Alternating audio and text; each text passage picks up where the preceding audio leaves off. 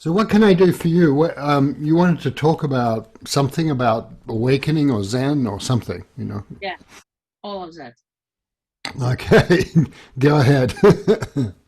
Now, I would be interesting if you tell me your story first, like where did you come from? What's your background? How did you come to Zen? And Yeah, maybe then to awakening. I it's it's not that interesting to me, but I'll tell you. You know, I come from I'm Australian originally, and come from Tasmania, which is the island down south in Australia. Hmm. Penguins, not crocodiles. You know, so and so it's colder, and and so I come from there, and then I left, and I was somebody who just wanted to find out what are we doing here, what's it all about, things like that. And I had experiences as a child indicating that mystical experiences of various kinds, and so I went off into the far. I went off into the mainland of Australia and went off into the forests there, and just kind of try to work out how to pay attention and to listen to that thing, listen to the current of life. And then I ran into some Tibetans and studied. Aboriginal Australian you came or Yeah, I worked with some Aborigines. Yeah, I studied with some Aborigines and I mean, lived you've been with. grown up as a Western, right? Say again?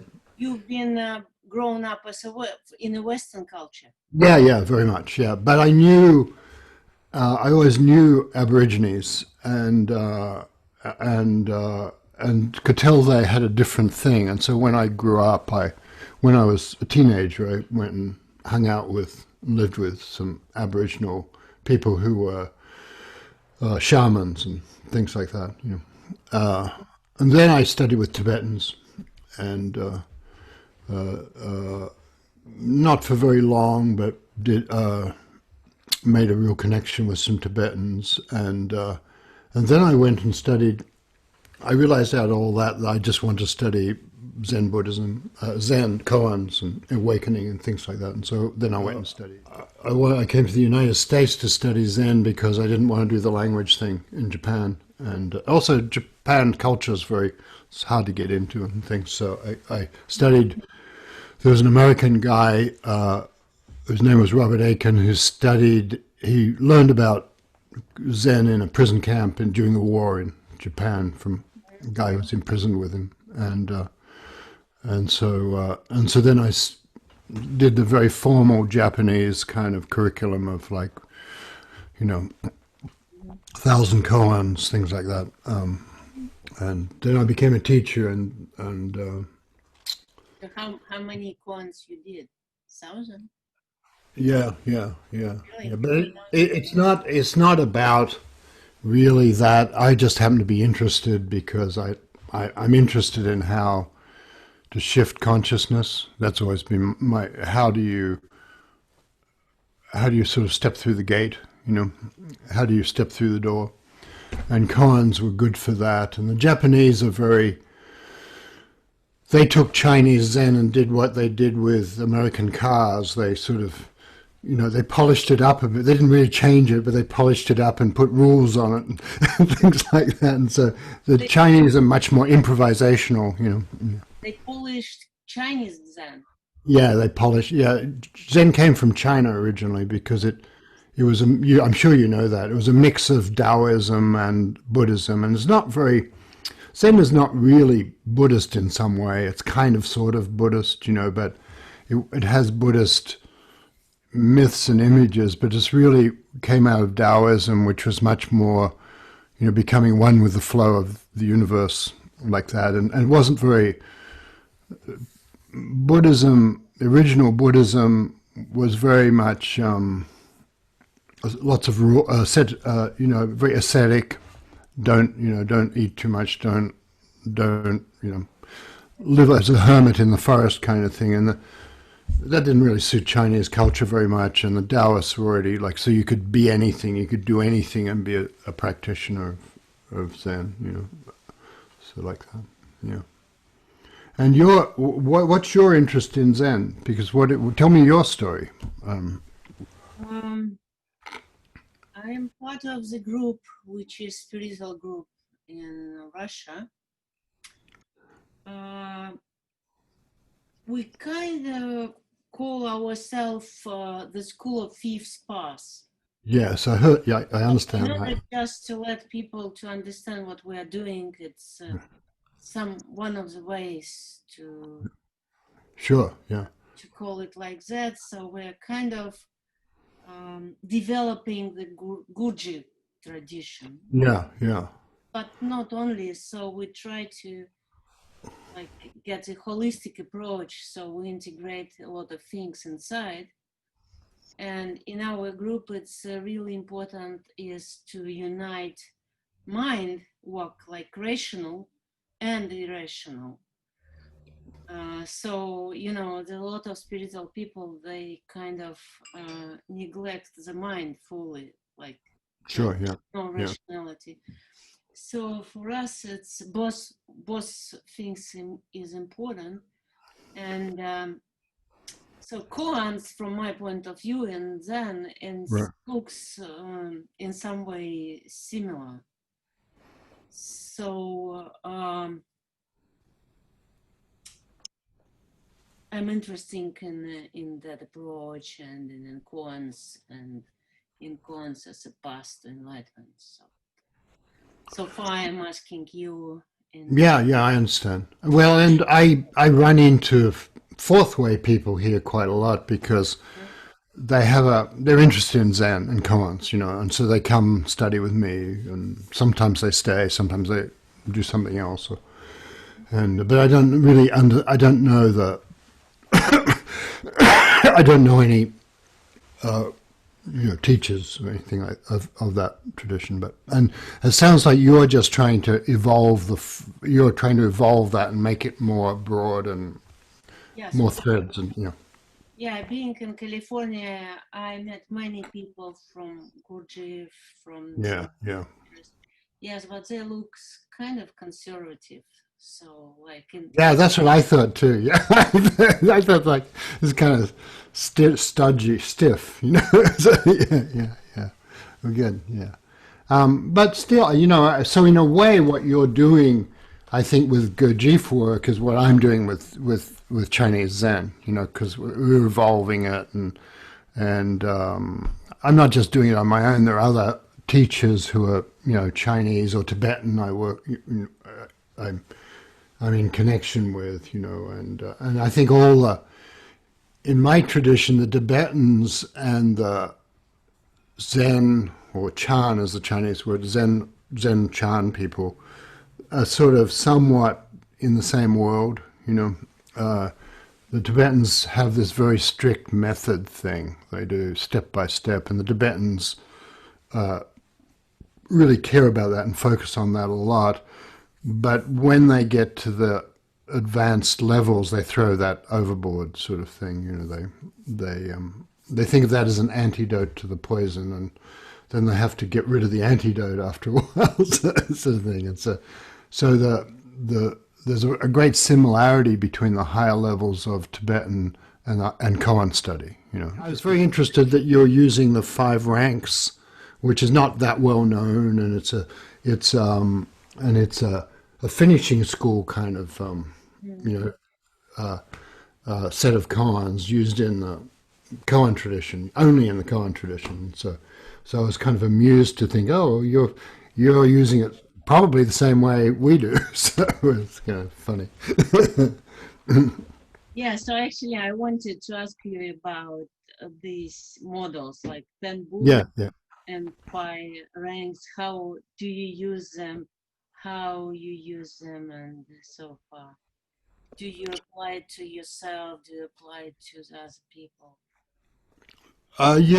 Well, they used, in the tradition, they used right at the end of koan study, you know.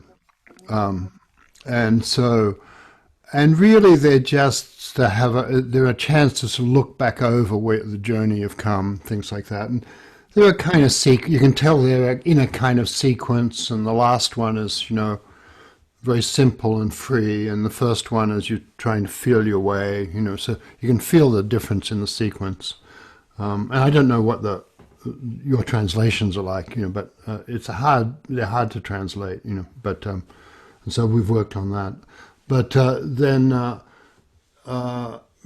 really the big thing in Zen is like in Koan Zen is when somebody has some sort of awakening experience, there's a lot of conversation around that, and there's a whole lot of testing and checking the experience, and it's really how they view the world, what their attitude to the world is. It's not how emotional their experience is, it's whether it's changed their what they think a John or a Tatiana is.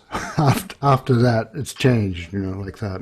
And so there's a lot of questions of like, how would you explain awakening to a dog, to a horse, to a baby, to a, like that sort of thing. And so there's a playful kind of quality to that. And that would be the first thing. And some people have big emotional experiences, and some people have, they just say, oh, I get it. And they kind of do. And other people say, I get it, but they don't. and so there's a whole way of trying to work with people at that moment when they're starting to open up and see the light and things like that. So, and I don't know what you do, but the Zen pays a lot of attention to that moment of the awakening, And then after that, the koans after that, and so that's all those koans you would have heard of, like, does a dog have Buddha nature, or why did Bodhidharma come from the West, or that kind of thing. And there's it doesn't really matter which one you use, and what is Buddha, 3 pounds of flax, something like that, and then afterwards, people then work with the koans, and there were a series of, we might say, best practices. The Japanese developed a curriculum. It was based on a Chinese thing, but the Japanese really developed it, and where, you just go through these, at least like 500 to 1700 koans sort of thing, but it doesn't really matter, because after a while you get what it's about, but it's just trying to saturate you in it. And so they'll give you a koan like, and some of them are impossible sort of tasks, like put out the fire across the river, where you can't get to. And so in some way it's about, do you understand you are already that fire, you are already burning, like that sort of thing. And you're expected in some way to understand that you can occupy all situations and all beings, and like, you can be the enlightened master, but also the homeless person, and like that. So there's nothing outside of, who you are, and also the dream life, that you weren't born and you don't die, and seeing that kind of thing. So those two sides of things always, the Zen calls one the emptiness side, to to think about it, which is like, there's no Tatiana, and she's eternal, and she's always been here. And then the other one is, the other side of it is, well, she's in Petersburg now, and she's Russian, and she speaks English, and the other one's a very specific form of things. But in the vision of, or the understanding of, that we're connected to something much bigger than the specific form is important. So that's part of the intellectual understanding of it. But we expect people to have an experiential feeling for that, And so I don't know. Yeah. Why? So if I really get enlightenment, what Yeah. does it mean from this Zen point of view? Like, did I fully changed my attitude to myself and to the world? That's or great. Yeah. partially. And why I can't solve all the koans right away. At once. Yeah. If I really get enlightened. Well, you kind of, well, there's two questions there, but I mean, they're the same question, really, in a way. Yeah. Well, one is that sometimes, people have a big enlightenment experience, but there's something else. There's some sort of karmic thing that's still left.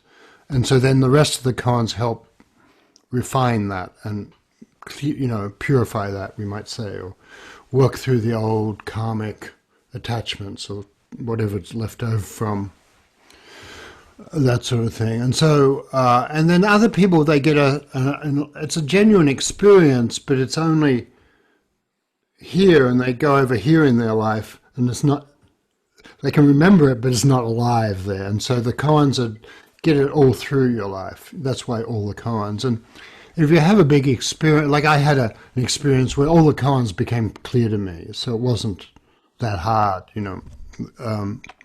but then I'd run into a koan that wasn't, so that was kind of always, I was always looking for a koan that wasn't clear, because that was where the next gate was,